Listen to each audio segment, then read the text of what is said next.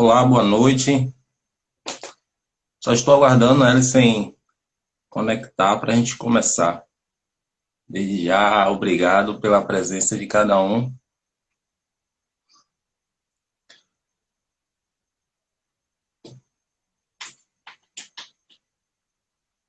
Deixa eu ver se ela conseguiu.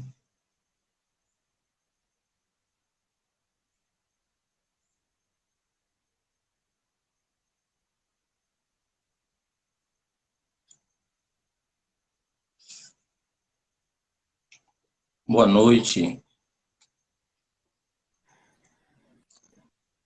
Olá. Boa noite, Joana.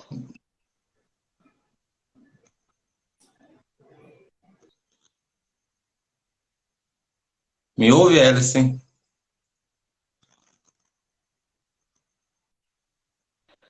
Olá, boa noite. Viva.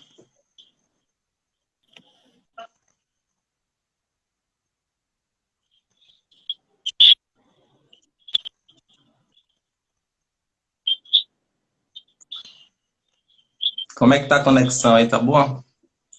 Podemos iniciar? A live está travando um pouquinho agora. Podemos deixar a gente só restabelecer essa internet, que ela está falhando um pouquinho. A gente precisa Ok. melhorar ela um pouco.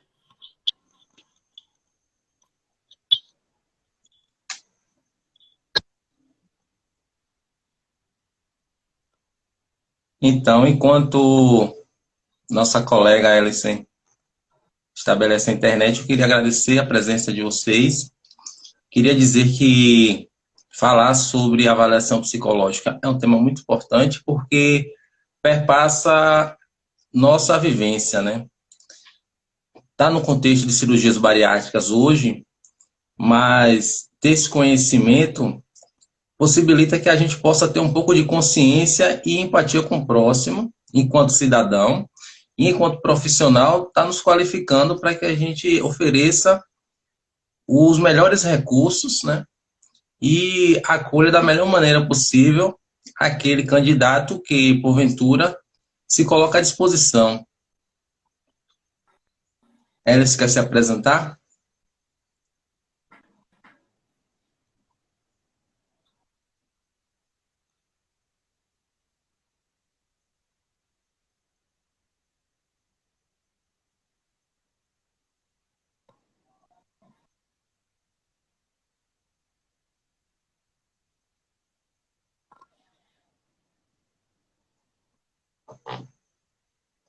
Ismael, grande abraço, meu Boa amigo. noite.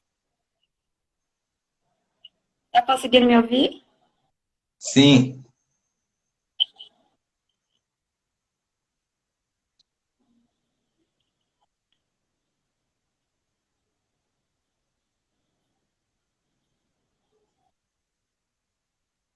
quer se apresentar, por favor? Boa noite, Então, meu nome Glauber. é... Boa noite. Meu nome é Elisen, eu sou psicóloga, já sou formada há 5 anos. E já há algum tempo já que eu pesquiso muito sobre essa área de cirurgia bariátrica, né? E hoje eu vim dividir com vocês um pouquinho do meu conhecimento. Então vamos lá, né? Fique à vontade. Quer começar? Quer? Pode ser. Então, Ellison, primeiramente, eu me chamo Osmar Ramos, psicólogo, sou pós-graduando em avaliação psicológica e gestalt terapia.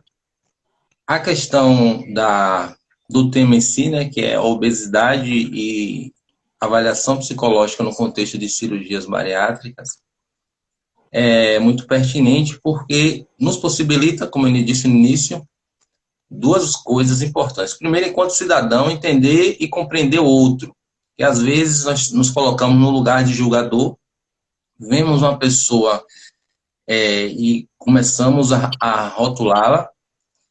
E no outro lado, enquanto profissional, ter esse conhecimento nos possibilita uma expertise maior no momento de acolhida, no momento de entrevistas, no momento de avaliação em si. Sobre a obesidade, a gente sabe hoje que é um problema sério. 20% da população brasileira sofre com isso. 60%, em torno de 60% tem sobrepeso, né? Então, são números altos. É muita gente que tem esse problema e, às vezes, deixa passar em branco, sabe? Continua a vida normal, está em sobrepeso, está com obesidade, mas não dá a devida importância. E ao longo do tempo, em médio ou longo prazo, vem a fatura, como se diz, né? Vem as consequências para a saúde. Tanto a saúde corporal quanto a saúde mental e emocional. Porque nós sabemos que a saúde emocional, a saúde subjetiva está completamente relacionada aí com as questões de obesidade, de forma direta ou de forma indireta. A questão do comer emocional, né? Das emoções que interferem no ato de comer. O comer por necessidade é uma coisa, né? O comer por uma questão emocional é outra. A alimentação por questões de ansiedade também perpassa esse viés. Enfim, a obesidade hoje, ela está presente e muito forte. Quantas famílias têm pelo menos um, ou quantos de nós não conhece pelo menos um que tem esse problema de obesidade? E essa pessoa que tem problema de obesidade, como ela se vê? A questão da autoimagem, né? Como ela se vê, como ela se relaciona com os outros. E aí perpassa muito o nosso conhecimento de psicólogo, né, psicóloga, que é saber proporcionar àquele que nos procura, e até a sociedade em geral, meios, recursos, ambientes que acolham essa pessoa, né?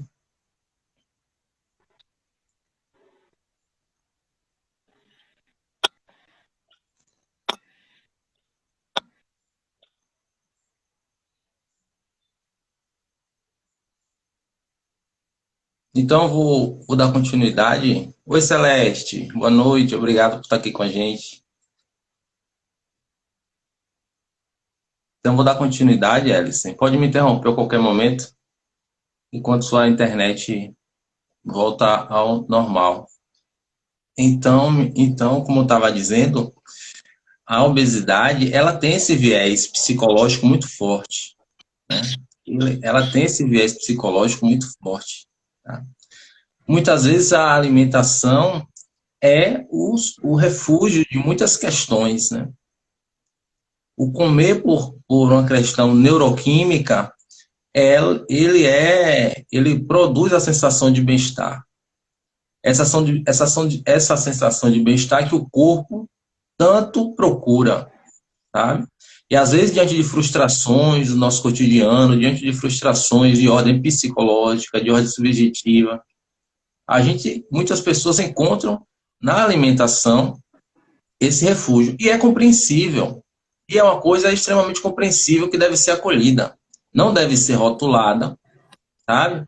Não deve ser rotulada, não deve ser taxada. Pelo contrário, tem que ser acolhida, tá? Então, o problema não é você estar sobrepeso, tá? Preso em um padrão de beleza, em um padrão de corpo ideal. Eu acho que o psicólogo ele tem que refletir sobre isso enquanto uma postura ética, né? E tem que acolher aquela pessoa que se coloca à disposição para fazer esse procedimento cirúrgico, né? Que vai interferir diretamente na vida da pessoa, porque imagina, uma pessoa que vai fazer um procedimento cirúrgico de cirurgia bariátrica, que pesa em torno de 130 quilos, e vai passar por um procedimento de cirurgia bariátrica e vai ter uma resposta, digamos assim, entre aspas, imediata, diante de todo o processo de vida dele, diante de toda a história dele, vai ter uma resposta imediata e vai ter um novo corpo. Então, como essa pessoa vai se ver, se relacionar com esse outro corpo. É uma nova forma de estar no seu mundo. Quer falar alguma coisa? Sim. Por favor. É. A obesidade, ela é um dos temas mais difíceis de se falar. Por quê? Porque, na verdade, a obesidade, ela se relaciona com três fenômenos, que é o fenômeno que a gente chama na psicologia de fenômeno biopsicossocial, né? Ela se relaciona aos aspectos biológicos, psicológicos e sociais. Então, ela não é um fenômeno isolado, né? Ela tem que ser avaliada levando em consideração todos esses fenômenos, Isso. né? E a obesidade hoje, a obesidade, como você disse, a obesidade hoje, ela está bem comum, tanto é que todos nós conhecemos alguém que está com ao menos sobrepeso, né? E assim, quando se escolhe a cirurgia para fazer, na verdade, é porque já se tentou todo outros tipos de tratamento para fazer, né? Tentou atividades físicas, remédios, outro tipo de tratamento, né? Então a cirurgia, na verdade, ela não vem como último recurso, mas ela vem com um recurso que vem depois de todas essas tentativas de insucesso, né? Então, assim, quando se opta, na verdade, para fazer a cirurgia bariátrica, já tem uma longa caminhada de tentativas de emagrecimento, né, com insucesso, né? E aí o paciente carrega o quê? Carrega frustrações, né? Ali o paciente já aumentou a ansiedade porque tenta emagrecer e não emagrece, né? Mas a cirurgia a gente tem que avaliar também várias questões, né? A gente tem que avaliar o quê? A expectativa do paciente, né? Eu geralmente, quando eu vou avaliar a expectativa do cliente, do paciente, o que eu procuro fazer? Eu pego imagens de várias silhuetas, assim, de várias imagens corporais, e aí eu peço para ela indicar qual é o corpo que ela se vê hoje, né? Ela vai lá e mostra no corpo onde ela se vê hoje e qual é o corpo que ela quer chegar, né? Às vezes é bem distorçante, assim, entre o que é e o que quer chegar, né? E aí a gente tem que trabalhar ali em cima disso, porque muitas vezes não chega naquela expectativa do paciente, aí baixa a frustração, aí sobe a ansiedade, que sobe a compulsão alimentar e tem um reganho de peso e volta tudo de novo, né? Então, o trabalho do psicólogo é um trabalho de avaliação, mas é um trabalho de psicoeducação também, né? Tem todo um trabalho psicoeducativo de orientação, de informação, né? Às vezes o médico, ele tem uns jargões assim, bem robusto assim, bem medicinal mesmo, e às vezes o cliente, o paciente não consegue entender aquilo ou entende de uma forma errada. Então, o psicólogo, ele tem esse papel de passar uma informação clara para ver se o paciente realmente quer se submeter à cirurgia, porque acontece muito de depois da cirurgia, o paciente fazer o quê? Se arrepender da cirurgia. E é uma cirurgia que há técnicas que não têm reversão, né? Tem técnicas que conseguem de muito difícil reversão, mas tem. Então, assim, a obesidade é um tema muito difícil. A avaliação. Tem psicólogos que fazem a avaliação em uma única sessão, né? É muito complicado isso, porque o psicólogo, ele tem que avaliar várias questões. Tem que avaliar aspectos da personalidade, né? Se o paciente, por exemplo, tem adaptatividade, tem algumas características que é bom, né? E que é ruim quando se trata da cirurgia. O psicólogo tem que trabalhar também o quê? Suporte social, né? O paciente bariátrico, ele tem que ter um suporte social, porque senão porque é uma cirurgia muito complicada, né? Não é nem o ato cirúrgico que é complicado, O que é complicado é o pós-cirúrgico. Porque o paciente, às vezes, chega na sala cirúrgica e fala assim, ó, fiz a cirurgia, pronto. Mas o sucesso é o pós-cirúrgico, não é ali.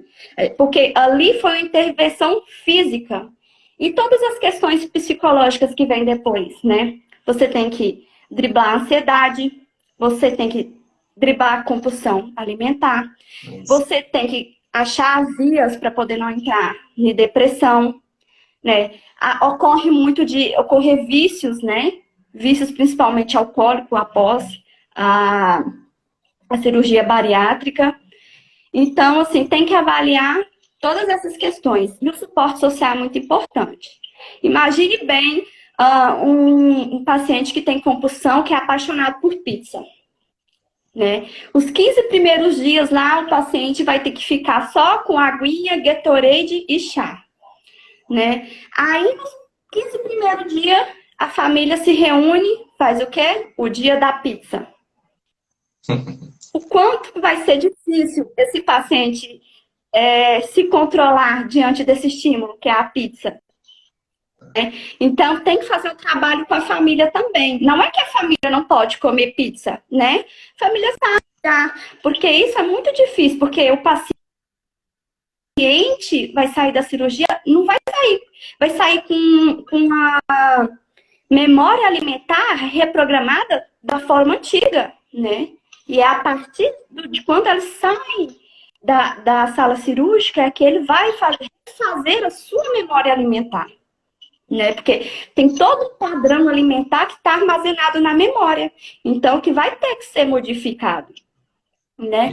E aí, o psicólogo tem várias técnicas, né? O psicólogo, ele tem anamnese, o psicólogo, ele tem entrevista, o psicólogo pode fazer um genograma, né?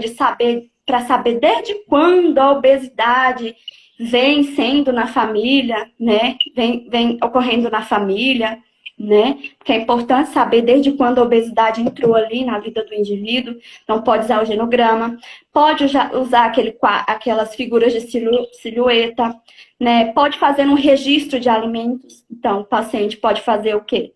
Pode fazer uma tabela, né? Fazendo registros, por exemplo, pão.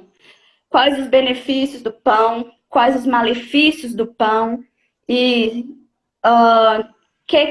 por exemplo, que ele pode fazer para mudar esse hábito de comer pão, né? Porque ele tem que elaborar estratégias. Oi? São estratégias para que se mantenha o autocontrole, né? O que é um desafio.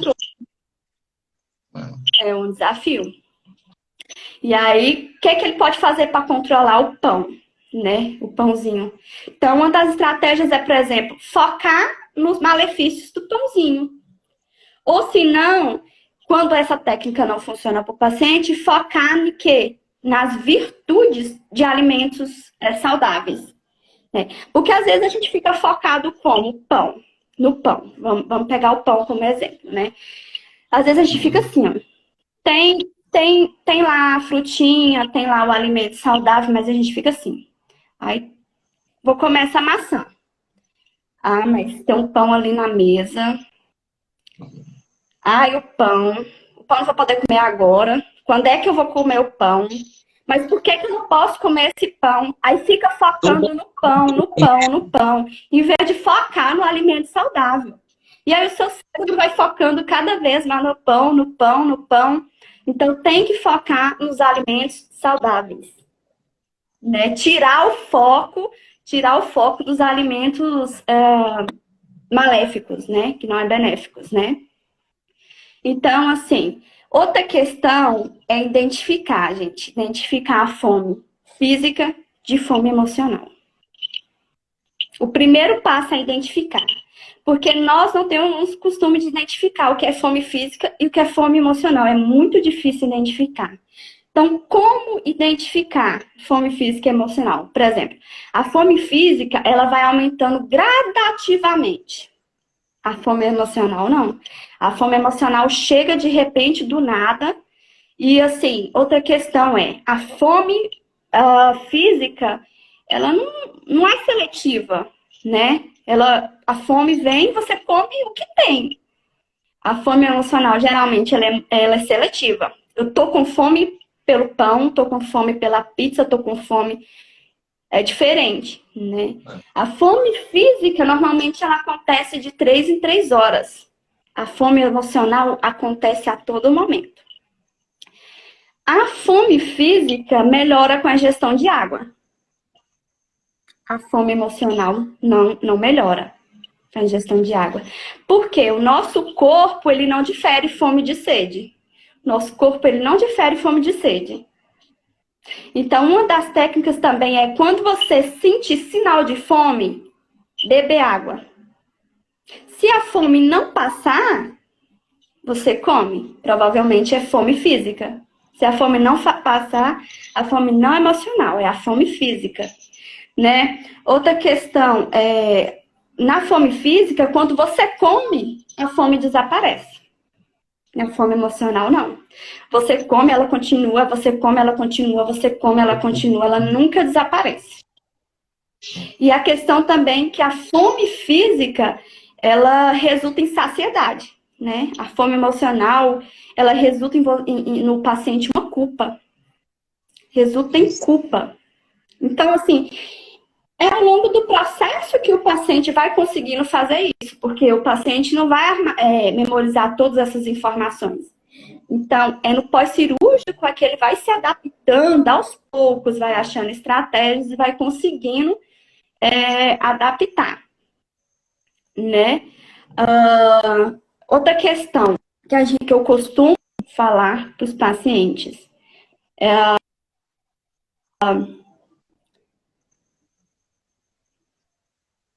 outra questão que eu costumo falar para os clientes é que pode comer. Primeiro, sentar-se à mesa, né?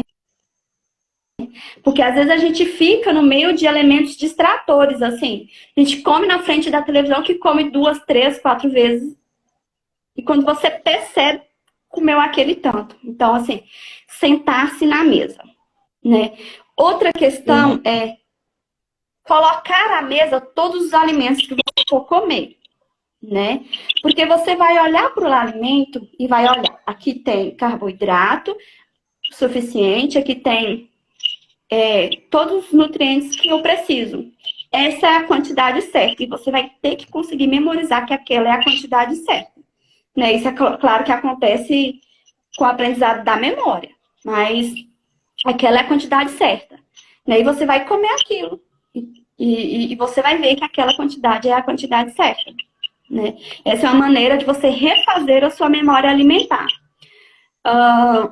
Outra questão é quando você acabar de comer, retirar da mesa. Se retirar da mesa. Porque a mesa vai ficar colocando, como que eu posso falar? Gatilhos na sua mente, que ali ainda tá, é o momento de comer. É o momento de comer. É o momento de comer. Então, sair da mesa. Outra estratégia que eu gosto de utilizar é a de escovar os dentes. Por quê?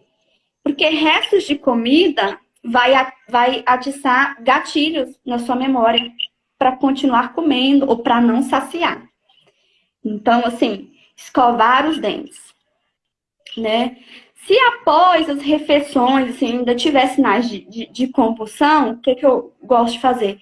Sai desse ambiente da casa, que é o ambiente que geralmente traz um ambiente de compulsão alimentar, sai, ou você lê um livro, ou você vai achar outro meio de se distrair. Para você não sentir fome. Faça uma caminhada, porque caminhada libera hormônios também, que ajudam na saciedade. E sempre deixar a comida preparada. Porque o que acontece? Às vezes a gente chega da rua bem atrasado, bem naquele dia corrido, né? Aí chega com fome, aí eu vou preparar a minha comida saudável porque vai demorar. Eu vou comer o pãozinho, a pizzazinha, uma coisa ali que é muito mais rápido, né? O bolo cheio de chocolate que tá ali, que é muito mais rápido. Então, sempre deixar a comida preparada.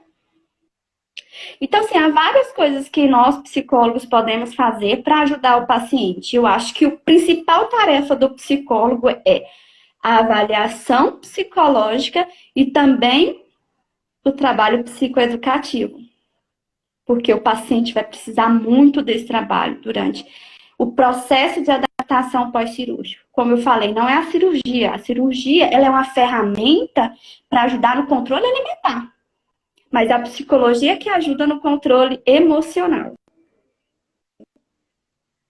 Você tem mais alguma coisa para acrescentar, Osmar? Quer fazer algum?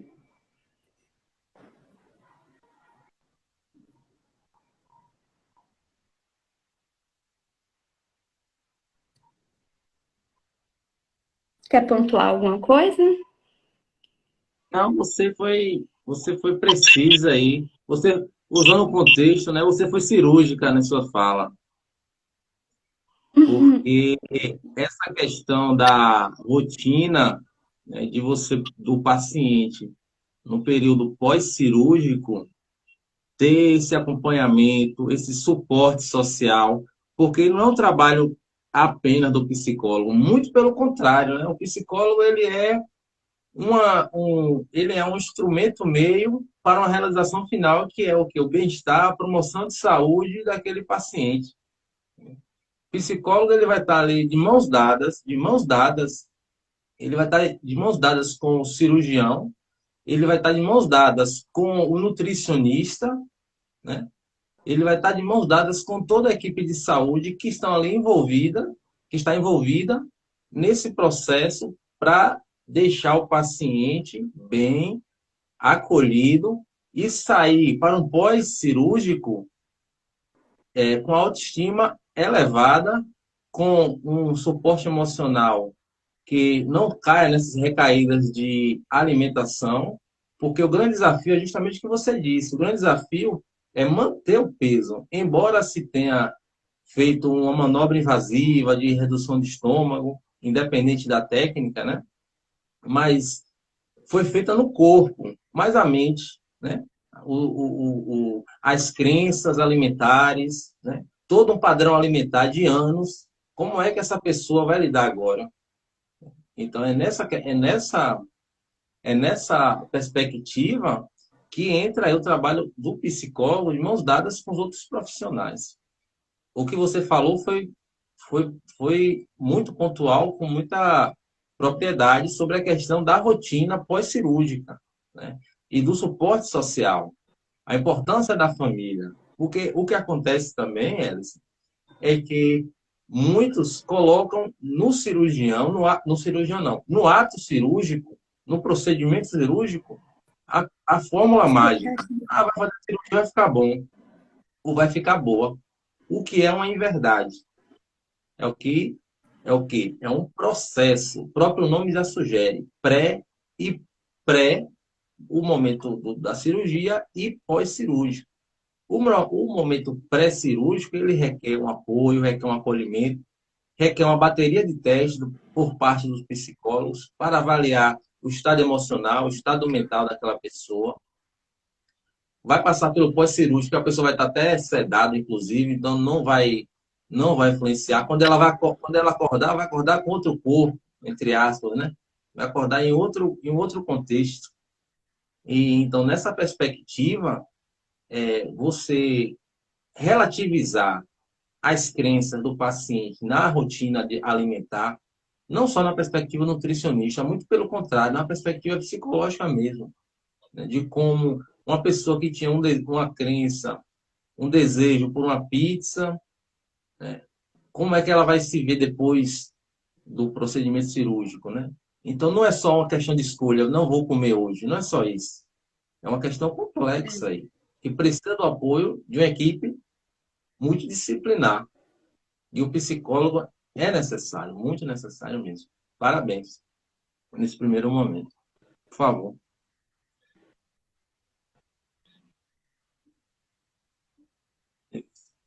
Isso mesmo, precisa estar Então, preparado. sucesso,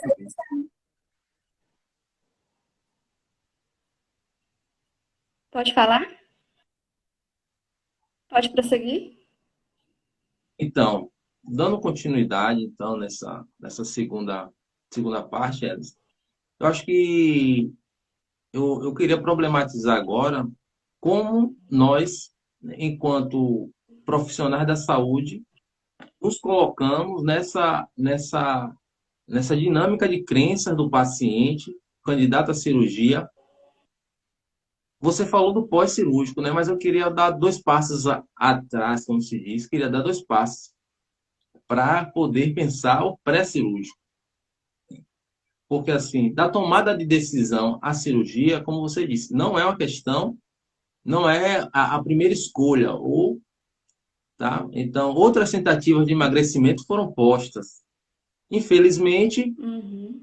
com insucesso. Então, o ato cirúrgico tornou-se aí um, um recurso mais necessário.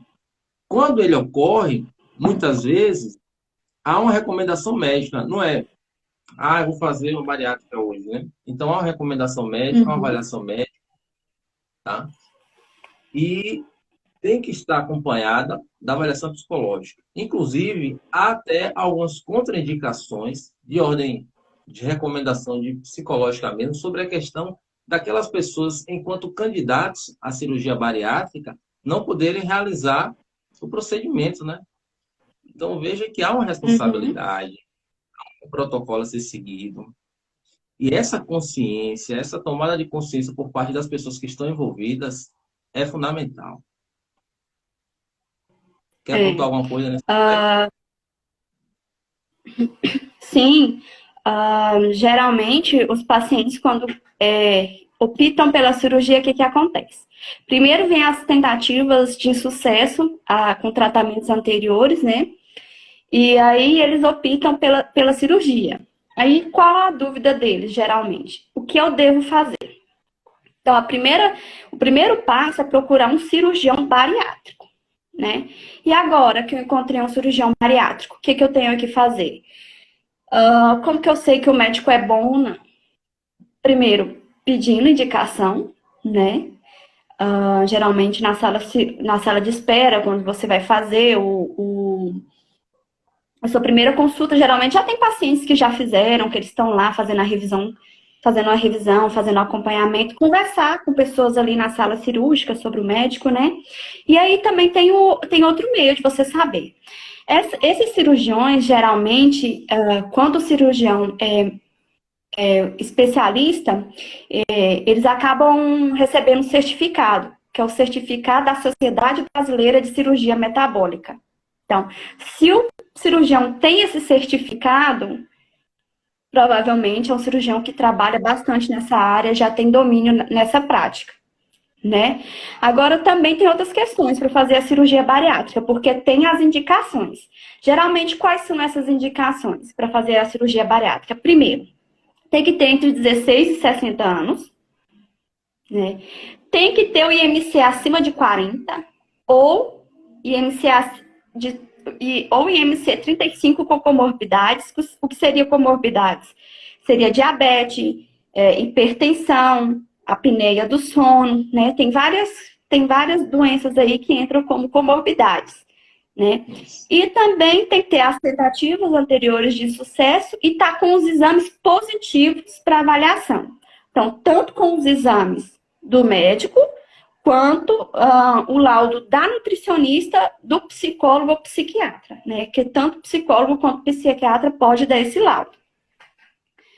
E aí, estando com tudo isso positivo, ele está apto a fazer a cirurgia, né? Mas também existe contraindicação, né? Por exemplo, a limitação intelectual, né? Um cliente que tem um atraso mental, ou se não, um paciente que tem um retardo mental severo, né, grave, não pode se submeter a essa cirurgia, né, por várias questões. Por exemplo, no pós-cirúrgico, tem que fazer reposição de polivitamínicos. Por quê? Porque a cirurgia, ela causa deficiência de nutrientes. Então, tem que fazer reposição de polivitamínicos, vitamina B, ferro, vitamina D, né? Tem vários polivitamínicos que tem que fazer a reposição. Agora, um paciente que não conseguir manter essa rotina de fazer essa administração do remédio, como que faz uma cirurgia? Se depois no pós-cirúrgico ele não vai conseguir manter essa rotina de fazer reposição de remédios, né? Essa é só uma das questões que o psicólogo tem que avaliar também, mas o psicólogo avalia várias outras questões, assim, como essas, né? Aí, além dessas contraindicações, o que acontece? Quando o cliente chega na sala do psicólogo, ele chega cheio de expectativas, ele chega sem saber o que é o psicólogo e já chega pedindo laudo. Doutor, eu preciso de um laudo porque eu quero fazer a cirurgia, porque eu preciso fazer a cirurgia.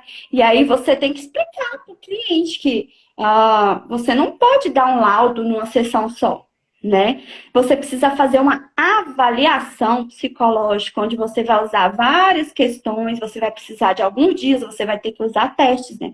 Teste de personalidade, teste de suporte social, teste, fazer uma análise da sua compulsão alimentar. Então, tem que fazer várias coisas. Então, você tem que explicar isso e já, na primeira sessão, você já tem que diminuir a ansiedade do paciente, né? Às vezes você chega lá, o paciente está tão ansioso pela cirurgia e aí você tem que abaixar a ansiedade do paciente para poder você conseguir fazer um trabalho de psicoeducação, conseguir passar as orientações necessárias para o paciente. Ó, o médico te explicou isso, que você vai ter que usar remédios, fazer reposição, que você, né, vai ter que vai ter que aderir à atividade física, porque a cirurgia ela não vai resolver para sempre, né? Ela é uma ferramenta que vai te ajudar, mas ela não vai ser a mágica, né, que vai resolver o seu problema, né? Pensa na diabetes, né? Eu vejo a obesidade como uma diabetes. A diabetes, você usa remédio para controlar a diabetes, mas a diabetes não tem cura. Assim, a obesidade, a cirurgia bariátrica, ela pode te ajudar, mas a obesidade, ela ainda não tem cura, né? Ela tem o quê?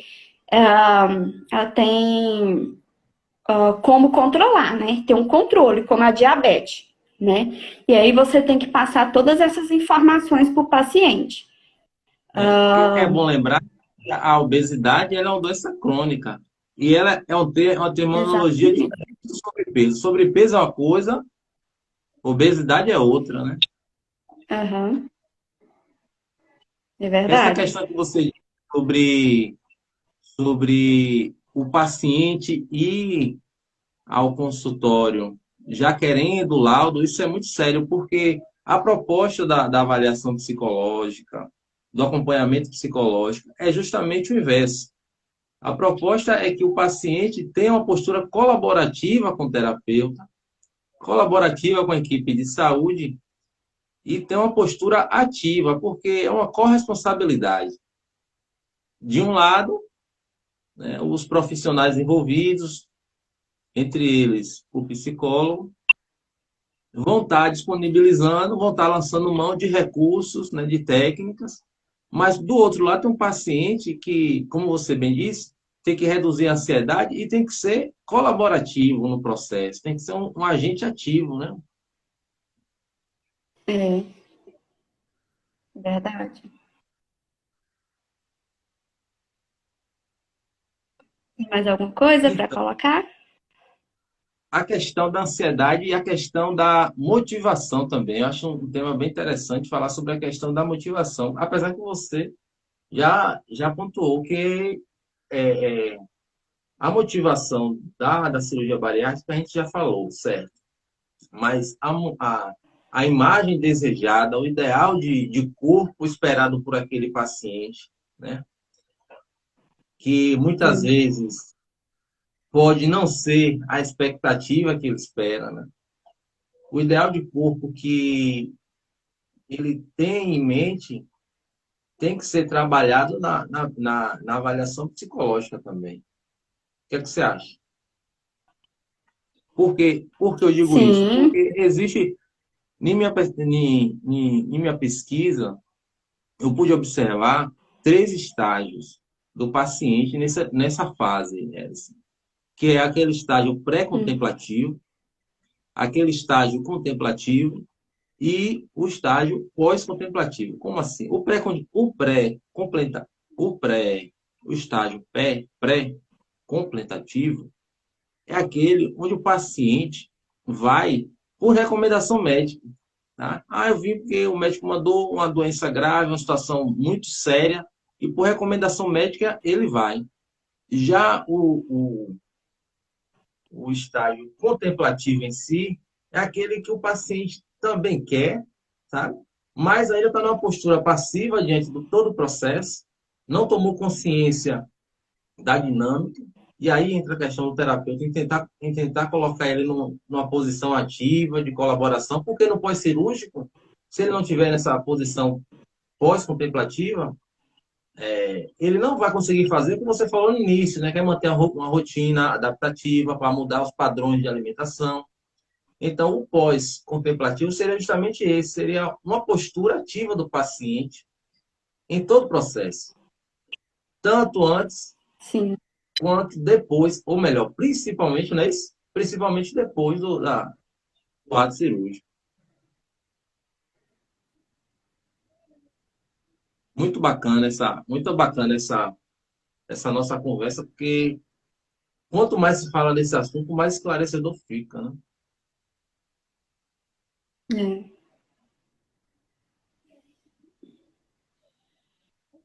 Então, vamos lá. Você quer falar mais alguma coisa sobre essa questão do pós-cirúrgico?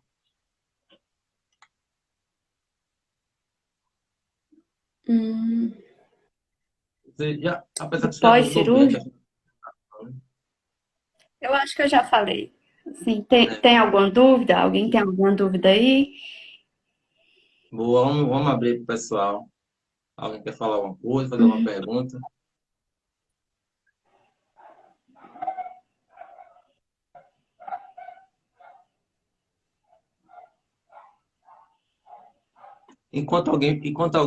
Pessoal, se quiser colocar alguma questão, fiquem à vontade. Vai lá.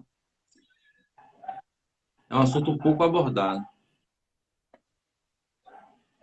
Uma de nossas motivações foi justamente essa, por ser um assunto de pouco abordado, vamos colocá-lo na mesa, né? Vamos colocar em pauta.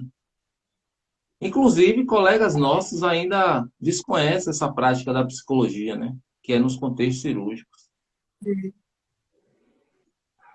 A gente precisa tomar posse desse nosso espaço. assim, o papel do psicólogo, gente, é muito importante, né? Então, o psicólogo ele tem que ler muito, ele tem que entender muito sobre o assunto para fazer um trabalho de qualidade, né? Para que o paciente ele tenha um resultado a longo prazo, porque como eu já disse, tem sim. Qualquer psicólogo pode dar um laudo para cirurgia bariátrica. Qualquer psicólogo pode. Qualquer psicólogo registrado, né, no CRP, pode dar esse laudo. Porém, nem todo psicólogo está qualificado para dar esse laudo. Né? Como eu já disse, tem psicólogo que dá esse laudo na primeira sessão. E olha quanta coisa tem que ser avaliada, né? Quanta coisa importante tem que ser avaliada, quanta coisa importante tem que ser transmitida para o paciente. Então, assim, escolha um profissional que já trabalha nessa área já há algum tempo, que já tem uma pós nessa área, porque é um trabalho importante e que faz a diferença no pré e no pós-cirúrgico do paciente.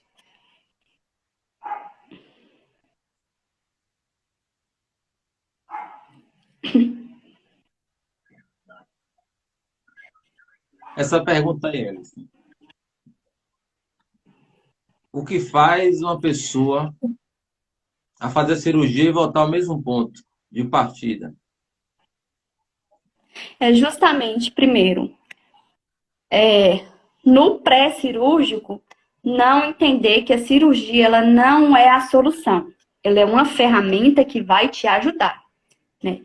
Então, quando o paciente não entende isso, a possibilidade de reganho de peso, ela é bem grande, né? Ela volta.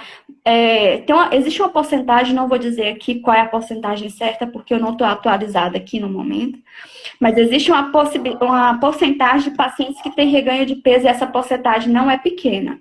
Então, é justamente por causa do quê? De não entender no pré-cirúrgico que isso é uma ferramenta para facilitar o controle alimentar, mas ainda você tem que facilitar o controle emocional, né? E também o acompanhamento psicológico, porque veja bem, todas essas informações aqui que eu falei, que eu utilizo, essas estratégias que eu utilizo, tem muitos anos que eu pesquiso, tem muitos anos que eu venho adquirindo isso, e como é que o paciente vai saber tudo isso em 2, 3 meses de preparação para a cirurgia? Né? Então, o psicólogo, ele, como uma pessoa que já está há muito tempo ali pesquisando para ajudar o paciente quanto a isso, nesse foco de cirurgia bariátrica, ele vai ser um facilitador, porque ele vai ajudar o paciente com essas estratégias para controlar a ansiedade, né? Estratégias para controlar a compulsão alimentar, estratégias para poder não ter uma expectativa além do que da realidade, né? O que acontece muitas vezes? Muitas vezes o paciente ele chega com a queixa de que, ai, meu pai falou que eu não emagreci muito porque a vizinha fez, tá muito magra, eu não tô. Porque fulano fez e tá muito magro e eu não tô. Ou minha amiga falou que eu não emagreci muito porque ciclano fez, tá magro, ciclano fez, tá magro. Aí eu pergunto para ele, e o teu médico? E a tua nutricionista, o que fala, né? O que fala dos seus objetivos? Meu médico disse que eu atingi os objetivos, né? De perder 80% aí do peso que eu, do peso que eu tinha. Nutricionista também disse que eu cheguei no que era para chegar, na meta que era para chegar. Então, você vai levar em consideração o médico, sou nutricionista, ou vai levar em consideração quem não estudou, quem, né, não estudou e não tem, como é que eu falo, embasamento para te falar isso. Aí a pessoa às vezes cai em si, né? Tipo, não é mesmo, né? Eu tô ali com a nutricionista e com o médico falando que eu atingi a meta.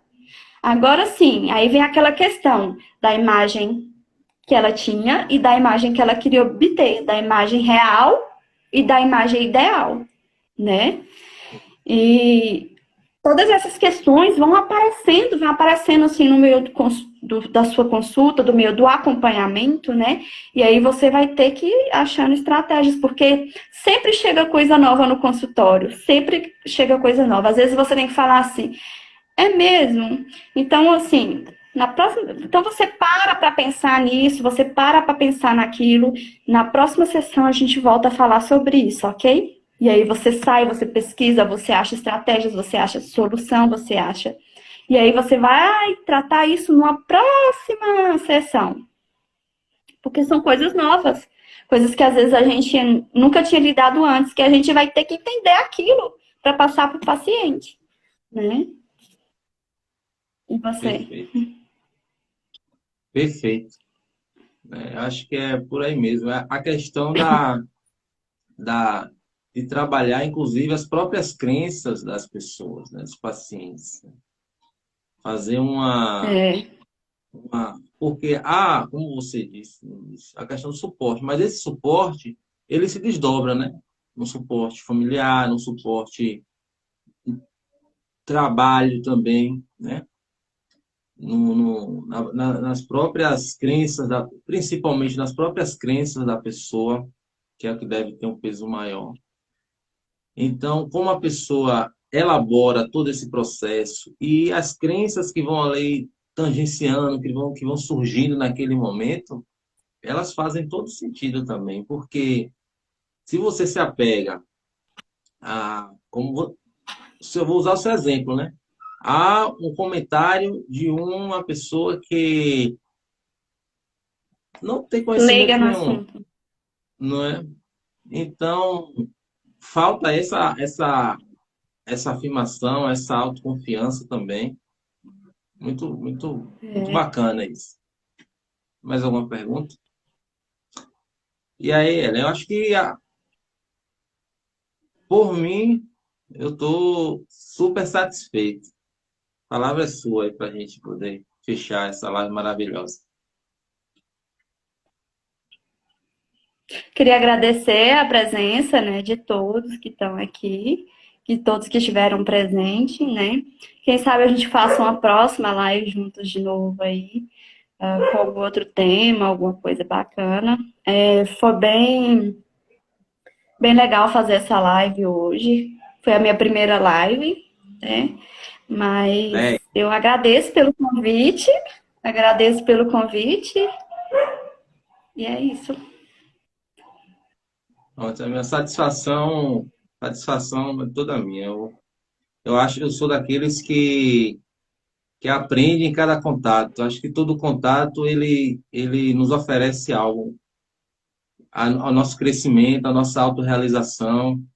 Conhecer pessoas novas é sempre bom e sempre faz bem quando nós estamos abertos a novas experiências. Para mim, hoje foi uma experiência muito enriquecedora, tanto a nível profissional, né, quanto a nível pessoal, porque a gente não está desassociado, o profissional não está desassociado do pessoal, enfim. Então, muito obrigado. Espero que nos vejamos em outras lives. Ok, obrigada. Agradecer também ao Tchau, pessoal. pessoal. Tchau, tchau. Agradecer ao pessoal que nos se fez presente. Muito obrigado. Gratidão. E tchau, tchau. Tchau, tchau.